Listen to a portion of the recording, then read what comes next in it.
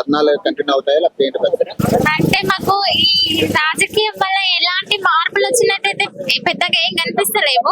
BRS party ఉన్నప్పుడు ఎలాగుందో ఇప్పుడు కాంగ్రెస్ పార్టీ వచ్చినాక కూడా అలాగే ఉంది. కానీ ఇప్పుడు ఉన్న స్టూడెంట్స్ ని, ఈ నిరుద్యోగుల్ని ఇంత రోడ్డు పైనకి తీసుకురావడం ప్రభుత్వానికి ఏమైనా న్యాయం అనిపిస్తుందా? ఈ మధ్యనే టెట్టు పెట్టి దానికి ఏ మాత్రం టైం ఇవ్వకుండా వెంటనే డిఎస్సి 1 month లో డిఎస్సి సబ్జెక్ట్ మొత్తం ప్రిపరేషన్ కి టైం సరిపోతుందా? అది చెప్పండి. అంటే రెస్పాన్స్ వస్తుందా మరి ఈ రోజు కనీసం గవర్నమెంట్? రెస్పాన్స్ రావాలనే కోరుకుంటున్నాము. బట్ ఈ రోజుతో రెస్పాన్స్ కూడా రాకపోతే మేము ఏం చేస్తాము, ఏం చేయాలో, ఏం చేసినామో కూడా ప్రభుత్వాలకు తెలుసు. ఎందుకంటే ఇంతకు ముందు ఉన్నటువంటి అహంకార పూరితమైనటువంటి కేసీఆర్ ఇలాంటి గవర్నమెంట్ ను కూడా మేము తింపేసి కాంగ్రెస్ ప్రభుత్వాన్ని తీసుకొచ్చినాం. కాంగ్రెస్ ప్రభుత్వాన్ని ఎందుకోసం తీసుకొచ్చినాం అంటే, కాంగ్రెస్ ప్రభుత్వం ఎవరు తీసుకొచ్చారు? నిరుద్యోగులు తీసుకొచ్చారు. నిరుద్యోగులు కష్టపడితే నిరుద్యోగుల యొక్క ఫలితం వల్లనే కాంగ్రెస్ ఈరోజు గవర్నమెంట్ ఫామ్ చేసింది. అట్లాంటి ఫామ్ చేసిన తర్వాత ఉద్యోగాల కోసమే విద్యార్థులు ఇంతగానం కష్టపడ్డప్పుడు ఉద్యోగాలను పట్టించుకోకుండా, విద్యార్థులను పట్టించుకోకుండా సీఎం ఏమో ఢిల్లీలో కూర్చోవడము, విద్యార్థులేమో రోడ్ల మీద ఉండడము. విద్యా వ్యవస్థ ఏం కావాలి? విద్యా వ్యవస్థకు సంబంధించినటువంటి విషయాల మీద మీకు సరైన అవగాహన ఉందా అని ప్రశ్నిస్తున్నాం. ఇక్కడితో మీరు మారకపోతే, మీ మొండి వైఖరి ఇలానే కొనసాగితే మీకు ఖచ్చితంగా బుద్ధి చెప్తాం. రాబోయేటటువంటి చాలా తక్కువ టైం ఉంది కదా మరి, మీకు ఎగ్జామ్ కూడా చాలా తక్కువ టైం ఉంది, సమయం కూడా తక్కువ ఉంది, 18 రోజులు. మరి ఈ 18 రోజుల్లో మీరు సాధించే ఛాన్స్ ఉంటుందా మరి? ఖచ్చితంగా సాధిస్తాం. ఈ 15 రోజుల సమయం అని చెప్పేసి మనకి ఏం కాదు. ఖచ్చితంగా ఈ 15 రోజులు ఎన్ని రోజులు ఉందనే సమస్య కాదు ఇక్కడ. మేము ఖచ్చితంగా సాధిస్తాం. ఎప్పటికైనా సరే మేము మీ ఇలాంటి నిర్ణయాలు తీసుకునేటటువంటి గవర్నమెంట్ ఖచ్చితంగా దింపేస్తాం. మిమ్మల్ని ఖచ్చితంగా రాబోయే ఎలక్షన్లలో మీకు తగిన బుద్ధి చెప్తామని చెప్పేసి మాటిస్తున్నాం. ఎట్లా మరి ప్రధాన డిమాండ్స్ ఏంటి? ప్రధాన డిమాండ్స్ డిఎస్సిని 2 నెలలు వాయిదా వేయాలి. ఇంకోటి 18 రోజుల్లో ఏం జరుగుతుంది అని అంటున్నారు. 18 రోజుల్లో వాయిదా అవుతుందా అంటే అవుతుందనే చెప్పాలి. ఎందుకంటే 4 రోజులు ముందు ఇది గ్రూప్ 1, 4 రోజులు గ్రూప్ 2 ఉందనగానే పోస్ట్ పోన్ చేయించినాం హైకోర్టులో రేట్ చేసి. ఇది కూడా అయ్యే అవకాశం ఉంది. విద్యార్థులు ఇప్పుడు ఒక నియంత్రిత ప్రభుత్వం పోయింది అనుకుంటే ఇంకో మరో నియంత్రిత ప్రభుత్వం రేవంత్ రెడ్డి చేతుల్లో ఉన్నట్టే మాకు అనిపిస్తుంది. ఈ విద్యార్థుల జీవితాలతో ఆడుకోవడం మంచిది కాదు, ప్రభుత్వానికి మంచిది కాదు, రాష్ట్రానికి మంచిది కాదు. అంటే ఈ ఉద్యమం స్టార్ట్ అయ్యి ఒక 20 రోజులు అవుతుంది. మరి 20 రోజుల నుంచి కూడా ఏ నాయకుడు కూడా ఎక్కడ మాట్లాడిన పరిస్థితి కూడా మనం చూడలేదు.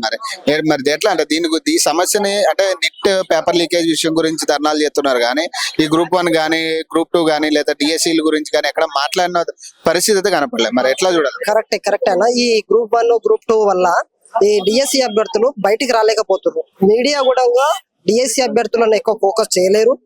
మా డిఎస్సీ అభ్యర్థులు కూడా అక్కడక్కడ వాయిస్ వినిపిస్తున్నారు. కానీ అందరూ వీళ్ళు ఎగ్జామ్ షెడ్యూల్ రిలీజ్ చేసిన వెంటనే అందరూ చదువుతా ఉన్నారు అనమాట. 15 రోజుల్లో చదివితే జాబ్ వస్తుందని మనం చెప్పలేము, రాదు కూడా. అందుకే పోరాడితే పోయేదేం లేదు, బానిస సంఖ్యలు తప్ప అన్నట్టు మనం పోరాడాల్సిందే. పోరాడి ఈ డిఎస్సిని వాయిదా వేసుకొని మీకు సపోర్ట్ చేసిన నాయకులు ఏమయ్యారు మరి? ఇప్పుడు ఒకటన్నా, విద్యార్థులు, జర్నలిస్టులు వీళ్ళందరూ ఎప్పుడు ఏ ప్రభుత్వం ఉన్నా సరే వీళ్ళు ఎప్పుడు ప్రతిపక్ష హోదాలోనే ఉంటారు. వీళ్ళు ఎప్పుడు ప్రభుత్వాన్ని ప్రశ్నిస్తూనే ఉంటారు. విద్యార్థులు ఎప్పుడు ప్రశ్నించే గొంతుకలే ఉంటారు. అది ఏ ప్రభుత్వం వచ్చినా గానీ ఎప్పుడైనా విద్యార్థులు వాళ్ళ హక్కులను పోరాడి ప్రశ్నించి ఈ రాజ్యం నుండి తెచ్చుకోవాల్సింది. అది నేను చెప్పేది. చెప్పండి మీరు మరి ఎట్లా మరి దీని మీద రెస్పాన్స్ మరి వస్తుందా? 18 రోజుల టైం ఉంది మరి మీకు. తప్పకుండా రావాలి. ఈ రోజు నిన్ననే హాస్టల్ వెల్ఫేర్ ఎగ్జామ్స్ అయిపోయినాయి. హాస్టల్ వెల్ఫేర్ ఎగ్జామ్ కి, డిఎస్సి ఎగ్జామ్ కి కేవలం 16-17 రోజులు మాత్రమే సమయం ఉంది. ఈ సమయం మాకు ఇంత పెద్ద సిలబస్ కి మాకు సరిపోదు. మాకు ఇంకా 2-3 నెలల సమయం కావాలి అని తెలంగాణలో ఉన్నటువంటి డిఎస్సి అభ్యర్థులందరూ కూడా ప్రధానంగా పోస్ట్ పోన్ చేయాలి. తర్వాత ఇప్పుడైతే ఏవైతే ఖాళీలు ఏర్పడాయో వాటిని వెంటనే భర్తీ చేయాలని గత కొన్ని రోజులుగా తెలంగాణ ప్రభుత్వానికి, సీఎం రేవంత్ రెడ్డికి అందరు కూడా డిమాండ్ చేస్తున్నారు. బయటకు వచ్చి ఉద్యమాలు చేస్తున్నారు. అయినా కానీ సీఎం రేవంత్ రెడ్డి గారు దున్నపోతు మీద వాన పడ్డట్టు వ్యవహరిస్తా ఉన్నాడు. ఇప్పటికైనా ఆయన ధోరణి మార్చుకోవాలి. ప్రభుత్వం విద్యార్థుల యొక్క వాదన ఏదైతే ఉందో, న్యాయమైన కోరిక ఏదైతే ఉందో దాన్ని కంపల్సరీ గుర్తించి ఇప్పటికైనా సరే డిఎస్సి అభ్యర్థులకు సరిపడా సమయం ఇచ్చి మీరు కంపల్సరీ డిఎస్సి ఎగ్జామ్ ని వాయిదా వేయాలి. లేని పక్షంలో డిఎస్సి అభ్యర్థులందరూ కూడా మరో ఉద్యమానికి తెరలేపుతారు. గుర్తుంచుకోవాలి, డిఎస్సి అభ్యర్థులు అలాగే తెలంగాణలో ఉన్నటువంటి నిరుద్యోగులు అందరూ కూడా ఈ రోజు కాంగ్రెస్ కార్యకర్తల కంటే ఎక్కువగా విలేజ్లకు పోయి గ్రామాలకు పోయి అందరి చేత ఓట్లు వేయించి ఈ రోజు మా బతుకులు బాగుపడతాయని తెలంగాణ కాంగ్రెస్ రేవంత్ రెడ్డిని కాంగ్రెస్ ప్రభుత్వాన్ని ఎన్నుకుంటే ఈ రోజు మీరు అదే వచ్చిన తర్వాత గత ప్రభుత్వం ఏదైతే నియంతృత్వ వైఖరి అవలంబించిందో అదే వైఖరి సీఎం రేవంత్ రెడ్డి కూడా అవలంబిస్తా ఉన్నాడు. దీన్ని మేము తెలంగాణ నిరుద్యోగుల తరపున అందరం కూడా దీన్ని తీవ్రంగా వ్యతిరేకిస్తున్నాం. ఈ మొండి వైఖరి మానుకోకపోతే గత టిఆర్ఎస్ ప్రభుత్వానికి ఏ గతి అయితే పట్టిందో మీకు అదే గతి పడుతుంది. సీఎం రేవంత్ రెడ్డి గారు ఖబర్దార్, మీరు నిరుద్యోగులతో పెట్టుకుంటున్నారు.